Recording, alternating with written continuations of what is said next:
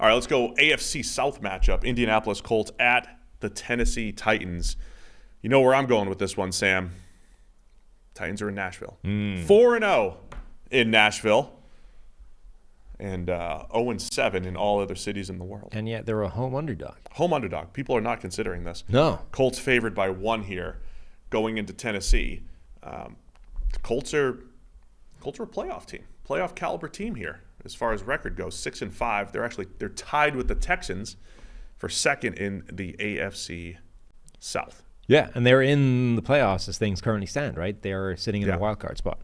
They are. Surprising. Yeah. Baker Mayfield, Gardner Minshew's Indianapolis Colts, currently the 7 seed, tied at 6-5 with the Texans and the Broncos, but owning the tiebreaker. Hipster Baker Mayfield. Gardner Minshew. In a year where the Bills and the Bengals are on the outside looking in the playoff picture. Unexpected coming into the year here. Yeah. Indianapolis, one of the things they've had working for them has been that defensive line, which has caused all kinds of problems for teams in the last few weeks. And sometimes from unexpected sources, like Samson Ebukam was crushing it last week. It was a big part of them winning the game. He has a career high PFF grade this year. Yeah, he's been playing well, but he's not the kind of player that you expect to be like taking over games and determining the outcome. No, for sure. And then every week you look at Tennessee, and they're one of those teams where your starting point, at least for me, tends to be who are we going up against, because this offensive line is bad. And if we face a team that's good enough to exploit that, it's going to be tough sledding. Yeah, it is. And I think, Will Levis has been a little inconsistent as a rookie because he is a rookie. When he's been at his best, it's when they can run play action and get the ball down the field. And I think they're still capable of that with DeAndre Hopkins.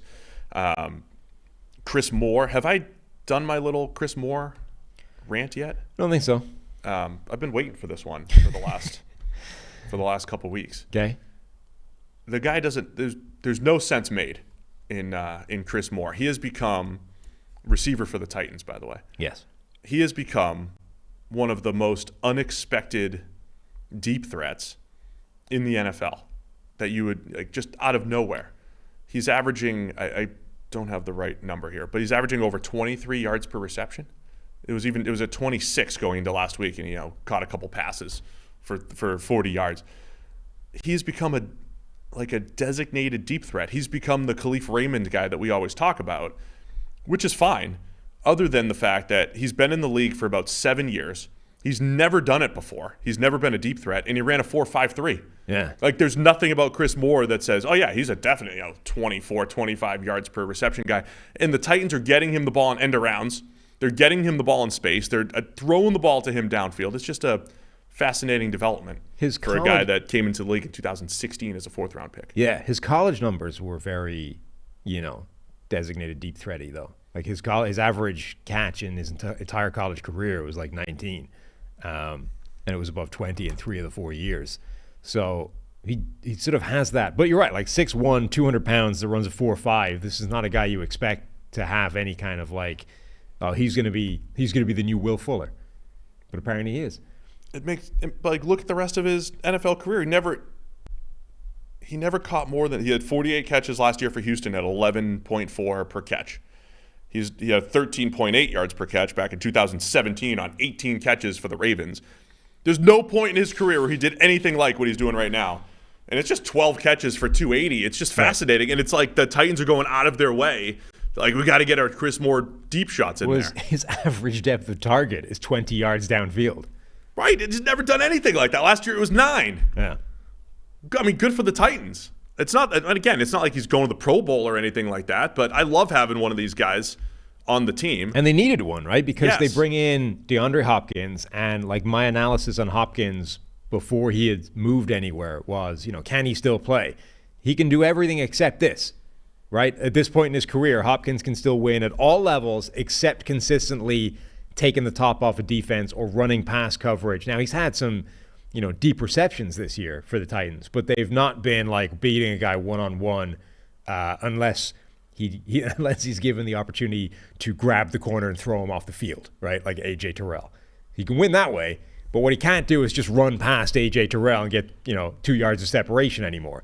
So that's the element that was missing to this offense. And if they found it in Chris Moore, good for them. Now, this is where, again, we've been intrigued by Will Levis throwing the ball down the field. Hasn't been nearly as good as it was his first, in his debut. But if you can get a couple plays for designated deep threat Chris Moore, get the ball down the field to DeAndre Hopkins, I think Tennessee has a chance. Of course, you've got Derrick Henry. Henry is running unbelievably behind a not-so-good offensive line. So you mentioned the line. The Titans historically have been a good run-blocking offensive line, bad pass blocking. This year it's not good either way. But Henry over 90 PFF grade because he's just making a lot happen on his own. So they have these pieces where they can create offense. My concern still is up front, as you're saying. Jalen Duncan, rookie left tackle last week, 47 pass blocking grade. He did not look good at Maryland last year when he had to go up against Penn State or Ohio State. He was getting absolutely crushed. I have concerns against him going up against the great Samson Ebukam and the Colts rushers. So I think it's a challenge blocking up front, whereas the Colts on the other side, quietly really good in the trenches, both sides of the ball. As long as Minshew's taking care of the ball, I think they'll have some opportunities here to move the ball. The Titans they have one of my favorite sort of grading quirks in PFF Premium Stats 2.0. They are top 3 graded receivers in terms of receiving grade. Jeffrey Simmons, DeAndre Hopkins, and Derrick Henry. Yeah, it's perfect. You got to feature your best players, right, no matter which side of the ball they're on. So the Jeffrey Simmons package is outstanding. I think Tennessee scored 17 last week to get the win against Carolina at home. This will be the first time I think I'm going to pick against Tennessee. Oh, you're going against the home? All my analysis says. Now listen, I'll let the viewers and you guys maybe help decide. All my analysis says Colts, but Tennessee's at home. Yeah. And that analysis says they're undefeated in Nashville and they're home dogs. Yeah. All right. I can't believe you're going against that. You're right. Roll with Nashville. Roll with Nashville. I'll take the Titans to cover against the Colts.